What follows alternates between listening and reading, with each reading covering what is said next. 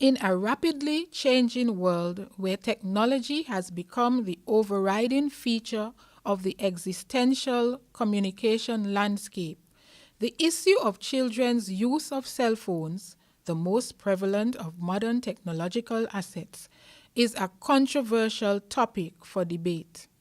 Should children be allowed to take cell phones to school? When one considers the many benefits of this technological device as a teaching-learning tool in the classroom and the advantages parents derive from this reality, it is emphatically clear that in this dynamic era, children should be allowed to take their mobile or cell phones to school. According to Jennifer Groff, 2013, in an article entitled Technology-Rich, Innovative Learning Environments, our rapid changing world has posed the long-standing question to education.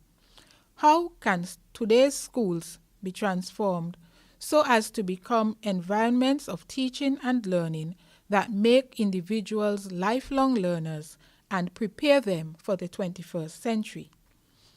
This question serves as a foundation to my argument that cell phones can be of positive use if children are allowed to take them to school. Laura Clark, 2008, writing for the Daily Mail, posits children should be allowed to use their mobile phones in class because they can serve as learning aids. This is further supported by a project orchestrated by the Organization of Economic Cooperation and Development, OECD, captioned Innovative Learning Environments.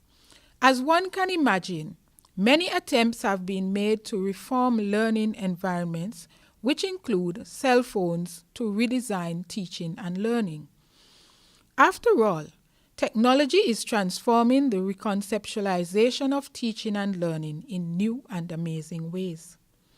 As a proponent of the subject, I firmly believe that there are numerous benefits students, parents, and other key stakeholders can derive from using cell phones. Undoubtedly, the cell phone can improve the teaching and learning process. This can be tangibly done through methods such as 1. Doing thorough research online to complete projects. 2. Enhancing the methodology which makes learning more interesting and vivid. 3. Catering to the various learning styles because some children are visual, audio, kinesthetic, or a combination of two or more learners. 4. Putting in important dates for the submission of homework assignments or projects. Parental benefits are also realized. Communication between the parents and the school is easily and instantly accessible, and parents are kept up to date with children's progress. The cost of using the cell phone compared with purchasing textbooks is far less and more manageable for parents. In a survey published on debate.org on the very topic, should students have access to cell phones in school, there is a 75% of the population sample who agreed that children should be allowed to take cell phones to school because the parents felt more secured that they can track their children and reach them in cases of emergencies, taking into account the number of incidents in the past. I do concede, however, that the use of cell phone in school can result in a number of drawbacks if not managed properly. On an internet site, schoolmoney.org, the case is made that cell phones can be used to help an individual cheat on exams because of their small size and access to endless information. Hence, the reason why examination bodies such as Caribbean Examination Council, CXC, and University of Cambridge have banned cell phones from examination centers. There are also factors such as cyberbullying and harassment of other children, disruption and distraction during lessons. An online study, Pew Research Center 2010, on the use of cell phones showed a strong support for teenaged children to carry cell phones to school. However, several schools require them to be turned off during classes because they can be disruptive and distracting.